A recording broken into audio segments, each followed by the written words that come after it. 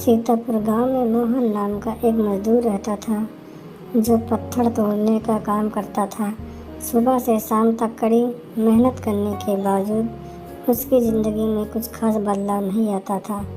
वह अक्सर सोचता, काश मैं भी ताकतवर और खुशहाल होता।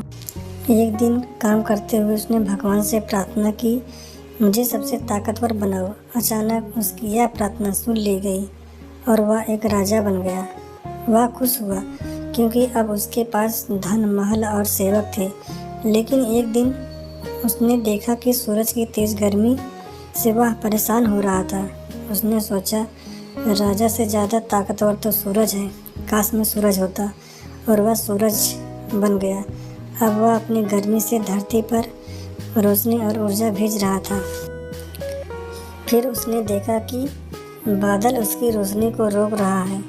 उसने सोचा, बादल सूरज से ज़्यादा ताकतवर है, काश मैं बादल होता। और वह बादल बन गया।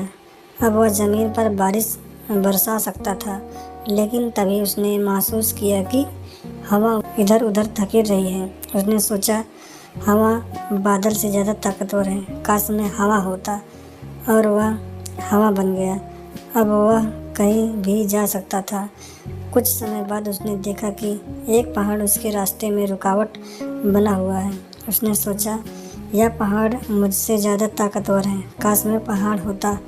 और वह पहाड़ बन गया। अब वह स्थिर और मजबूत था।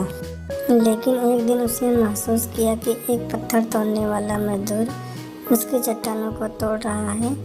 उसने समझा कि मजदूर सबसे ज़्यादा ताकतवर है।